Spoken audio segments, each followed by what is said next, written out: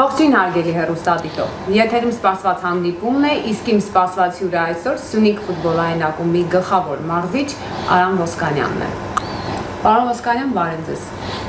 Ողջույն։ Շնորհակալ եմ շատ, որ այսօր մեր հյուրն եք։ Ես եմ շնորհակալ։ Պարոն Ոսկանյան, այսօր ձեր հետ զրուցել ենք ոչ միայն ձեր որպես գլխավոր մարզիչ ծավալած գործունեության մասին, ոչ միայն Սյունիք ֆուտբոլային ակումբի մասին, այլ առհասարակ ֆուտբոլի եւ ֆուտբոլի փիլիսոփայության մասին։ Սկսենք թերևս առաջին հարցից, ինչպես եք դուք ձեր առաջին քայլերը արել ոլորտում որպես ֆուտբոլիստ խաղացող։ Հետաքրքիր հարց է։ Նախ ծնվել եմ գյուղում, Սևանի շրջանի գյուղերից, Գեղամավան գյուղում, առաջի անգամ հայրս գնդակ բերեց նվիրեց, այն ժամանակ սև ու սպիտակ գնդակներ էին, շախմատաձև էին ասում, տենց իմ մոտ արդեն իր երազանքներ էր ճիշտ ասած, որ ես ֆուտբոլիստ դառնայի, ու տենց առաջի քայլերս դարձավ, հետո տեղափոխվա արդեն շրջան, Սևան քաղաք, որտեղ աղթամարի կազմում սովետական միության չեմպիոն դարձանք, Կաշվե գնդակ տենց մրցաշար կար, հետո տեղափոխվեցի Երևան ու տենց սկսեցի պրոֆեսիոնալ ֆուտբոլով զբաղվել։ Իսկ ինչ է առհասարակ ֆուտբոլը եւ հատկապես ինչու է այն ամենամասսայական, նաեւ կարելի համարել թանկ վճարվող սպորտաձևը, որն է ձեր բացատրությունը։ Իմ կարծիքով տարբերությունը ուրիշ մարզաձևերի նրանում է, որ երևի թե դուք էլ հաստատ մի անգամ ֆուտբոլ խաղացած կլինեք։ Ես չէ, կարող եմ զարմացնեմ, բայց չէ։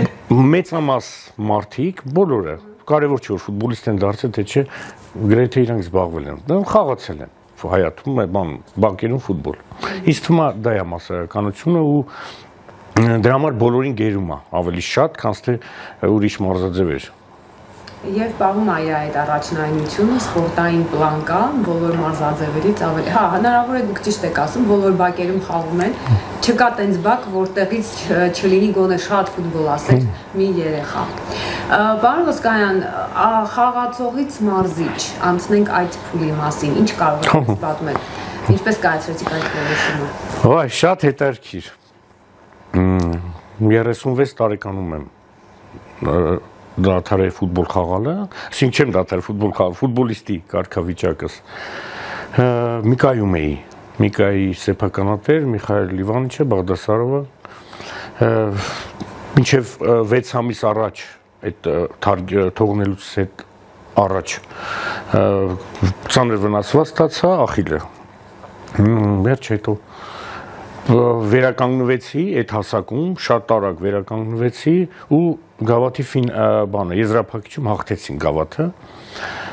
հաջորդ օրը գալիս եմ մարզման, Միխայել Լիվանիչը ասում է դու հիմա արդեն մարզիչ ես, այսինքն ֆուտբոլիստ եկել է մարզադաշտ, գնացել եմ տուն որպես մարզիչ։ Նորությունը շոկային էր ձեր համար, հարմարվել էիք, սպասում էիք։ Չէ, ճիշտ ասած չէի սպասում, բայց այդ վերջի տարիներ, որ խաղում էի, համարյա դաշտում խաղացած ժամանակ էլ որպես խաղացող մարզիչ էի։ Ամեն ինչ թելադրում էի ֆուտբոլիստներին, խոսում էի։ Այսինքն կար պատկերացում, որ հնարավոր է ձեր կարիերայում մի օր հասնեք նաև այդտեղին որպես մարզիչ։ Ու փառք Աստծո, որ sense շատ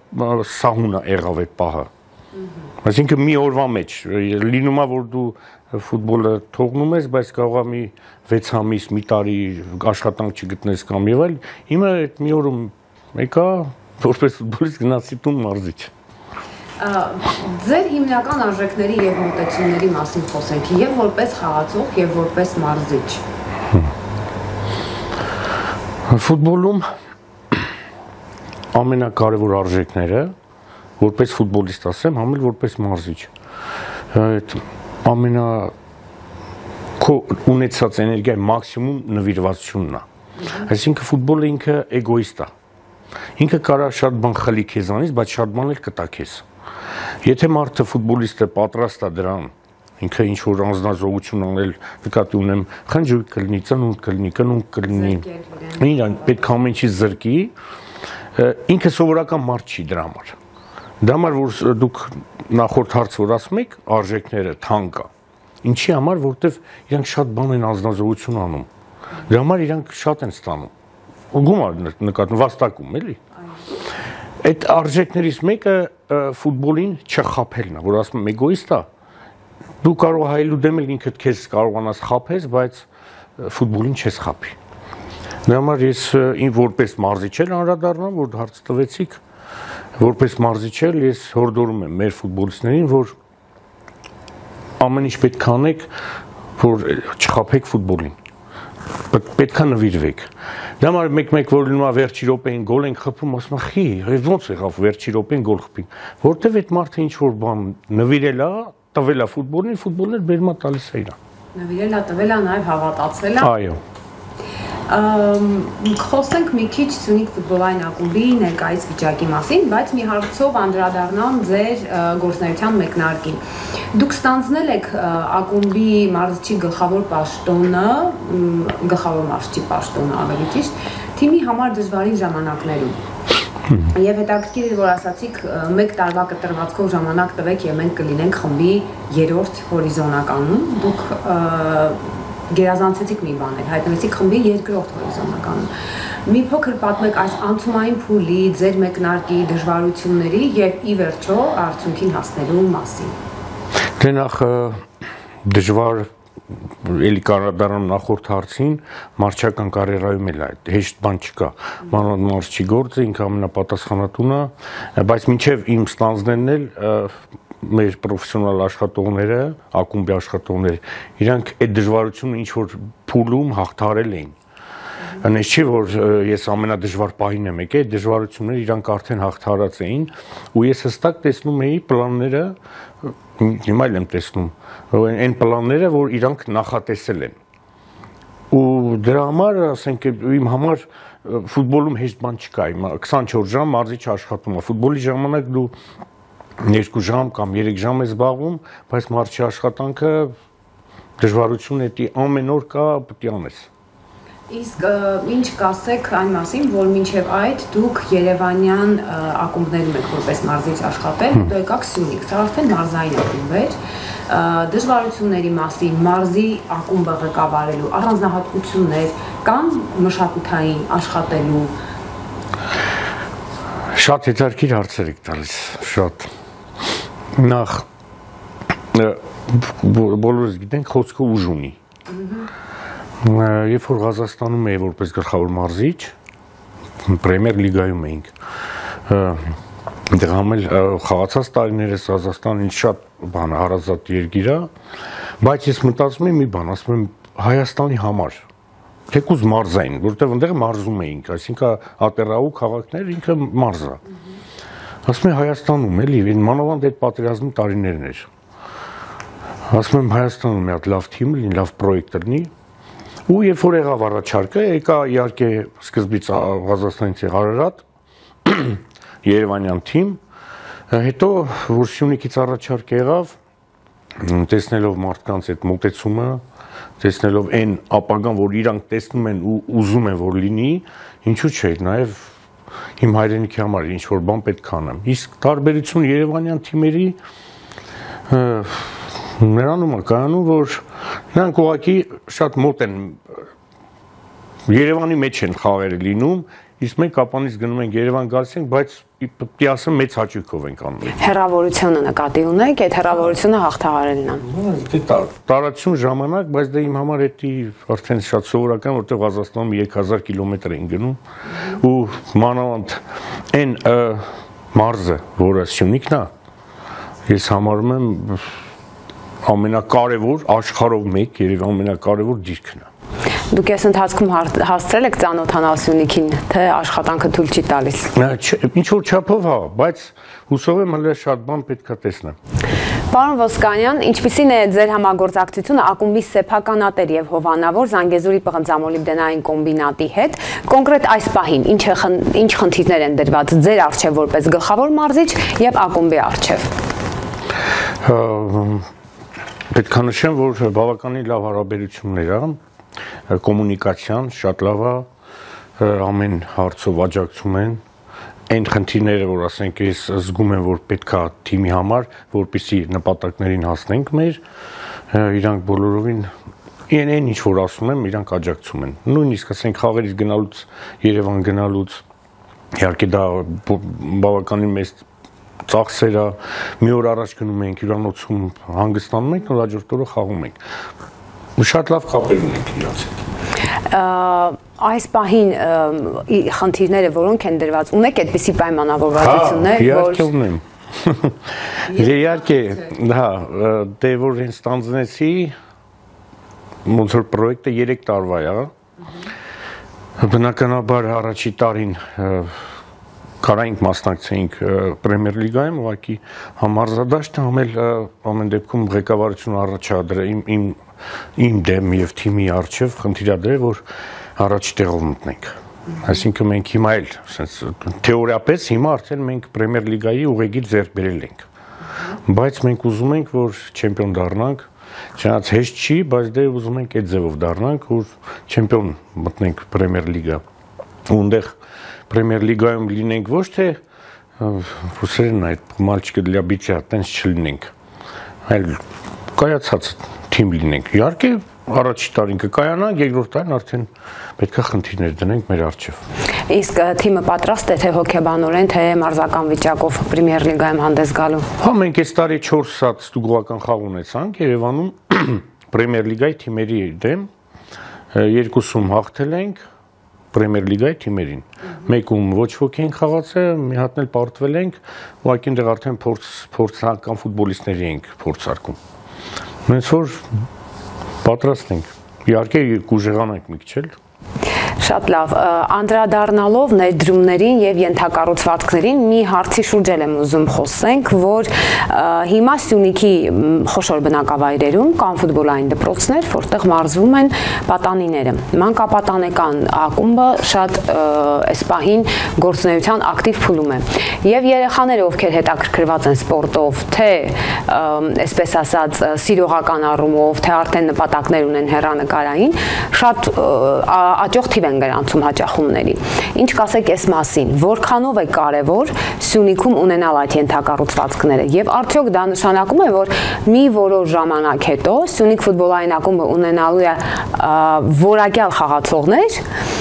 կամ ինչպես է ճիշտ ձևակերպել, չգիտեմ, հենց Սյունիքի մարզից։ Բնականաբար այս 2 տարվա մեջ այն որ ես նկատել եմ բավականին մեծ աճ կա ու մեծ հետաքրքրասիրություն կա երեխաների համար դեպի Սյունիք գալը, դեպի Սյունիք ֆուտբոլային ակումբում մարզվելը մոտավորապես 600 երեխա ունենք արդեն մենակ Կապանում։ Իհարկե հաշվի առնելով նաև Քաջարանում, Գորիսում, Սիսիանում, Մեղրիում այդ առումով ինքը դրական է։ Ինքը շատ դրական է, որտեվ երբ որ երեխան գնում է սպորտի, ելի եմ ասում նախորդ հարցի։ Եթե նույնիսկ սպորտսմենը չդառնա, ինքը արդեն ինքը առողջ մտածելակերպ ունի, առողջ ապրելակերպով ապրում, կա դիսցիպլինա, կարգապահությունը, այդ ամեն ինչը ինքը չի կարող դրական ազդեցություն չունենա։ Ու այդ առումով մեր ակումբը շատ մեծ խթան է հանդիսանում, որ երեխաներ ավելի լավ, բարեկեցիկ ապագա ունենան, լավ սերունդ դաստիարակվի։ Իսկ ինչպիսի բարդություններ կան, խաղացողները տարբեր են, տարիքային շեմը տարբեր է, պատանիներ, արդեն կայացած ֆուտբոլիստներ, ինչպես եք ընտրում մոտեցման սկզբունքները, մի փոքր էլ այս մասին պատմեք։ Նախ հերթականություն կա ակադեմիայում մեր մարզչական շտաբը բոլորը իրար հետ կոմունիկացիայի մեջ են, կապի մեջ են, այսինքն երբ որ 12-ից 16 տարեկանում երեխա կա շուտ է հասունանում, շուտ է բարձրանում, բոյովանում կամ իջնում եւ այլ, դրա հետ կապված էլի այդ բանը տարվում, աշխատանքը տարվում է, երբ որ երեխա կա շուտ է կայացել, օրինակ, ես կարամ անունը չեմ տա, որ ինքը բան չլինի էլի, բայց ունենք երեխա, որ արդեն այսօր հավաքանում է Հայաստանի իր տարիքային խմբում հավաքանում է, 2 տարի մեծերի մեջ է պարապում։ Այսինքն մենք էդի հաշվի առնելով բալանսը պահում ենք, եթե պետք է, ինքը արդեն հա, ինքը տենում է, որ ասենք իր հասակակիցների մեջ ահա, անելիք չունի, դրա համար իրան արդեն տենց տանում ենք։ Իսկ այն հարցը, որ տվեցիք, ես մինչև վերջ չասեցի, որ ունենք երեխա ֆուտբոլիստներ, երեխա չի արդեն, տղամարդ տղերք են, ունենք։ Ու Սյունիքից ելնելու ազգային հավաքանում ֆուտբոլիստ։ Մոտակա 3 տարում։ Եվ սա վիճակագրորեն, հոգեբանորեն մարզում լուրջ իրավիճակ է փոխում, որը շատ կարևոր է, որովհետև պատմականորեն էլ այդպիսի զարկ կոնկրետ ֆուտբոլին մարզում տարածաշրջանում չի եղել։ Սա արդեն մի նոր դարաշրջան է երևի սկսում, հուսանք կհաջողի։ Հուսամ, հա, ու ես լավ կապի մեջ եմ հավաքանի մարզիչների հետ, անդադ այդ կապը պահում եմ, տեղեկացնում եմ։ Պարբերականությունն է այցելությունների, այդ պատանիների մարզվելու թիմեր գնում եք խաղերին։ Գնում եմ, խաղերին եմ գնում, մարզումներին եմ գնում։ Անձնական մոտիվացիոն հարցերի շուրջ եմ ուզում խոսենք։ Համաշխարհային մեծության մարզիչներից ում եք երկրպագել եւ ով է ձեր իդեալը։ Եղել կամ կա։ Մարզիչ հավանել եմ իրանց ոճը, բայց որ ինչ որ մեկին ուզենամ նմանվեմ, սուտ կլինի ասեմ, տենց չէ։ Բայց շատ ոճային մարզիչներ են եղել է կառավարող մարզիչ, օրինակ Ֆերգյուսոնը։ Ինքը կառավարող է։ Դրա համար անգլիայում չեն ասում head coach, այսինքն գլխավոր մարզիչ, այլ ասում manager։ Ինքը կառավարողն է, ինքը լավ շտաբ ունի ու ամեն մեկը գիտի ինչ է անում։ Կա Գվարդիոլան, որը հիմա էլի Անգլիայում է աշխատում, բայց ինքը անմիջական մարզիչ է։ Ինքը կարա այդ նախավարժանքից սկսած ամեն ինչ ինքը անի։ Կա Անչելոտի, որը կայացած մարդ է, ասենց ասեմ, ավտորիտետ հեղինակություն է։ Այդ կոնտեքստները կա Վենգեր, Արսեն Վենգերներ, հիմա նոր արդեն երիտասարդ մարզիչներ կան, նոր ֆիլոսոֆիայով իրանց ոչ մեկի չի ուզենա նմանվի, բայց դասեր ուզում եմ, հա, ուզում եմ վերցնեմ։ Իսկ որ ոճն է կառավարման ձեր մոտ, պարոն Ոսկանյան։ Կարելի ասել իմ մոտ միքս է։ Համ պահ եղած ժամանակ անձամբ եմ ամեն ինչ անում, պահ եկած ժամանակ կառավարում եմ, որ իմ շտաբով ամեն ինչ ճիշտ լինի։ Նույնիսկ պահ եղած ժամանակ կարամ մասնակցեմ իրանց հետ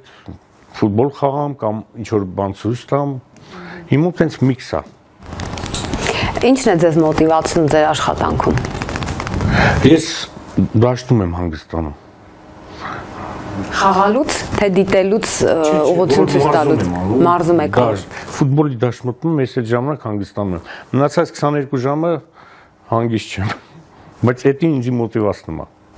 Մի փոքր ավելի անձնական թեմաներից խոսենք։ Կապան գալու, երկար ճանապարհ կտրելու եւ ընտանիքը որոշակի ընդմիջումներով բարբերաբար Երևանում թողնելու թեման։ Արդյոք սպորտսմենների կանայք սովոր են այդ, այսպես ասած, ընդհատումներին եւ ժամանակի ընթացքում մասնագիտական բացակայությունները իրենց համար սովորական են դառնում։ Ինչպիսին է իրավիճակը ձեր մոտ։ Պետք է ասեմ իմ կինը դեռ 21 տարեկանից սովոր է, որովհետև երբ որ տեղափոխվեցի Սանկտ Պետերբուրգ խաղալու, այնտեղ բնական է Ռուսաստանը շատ երկար տարածություն ունի, մի շաբաթով մենք գնում էինք, գալիս էինք, օրինակ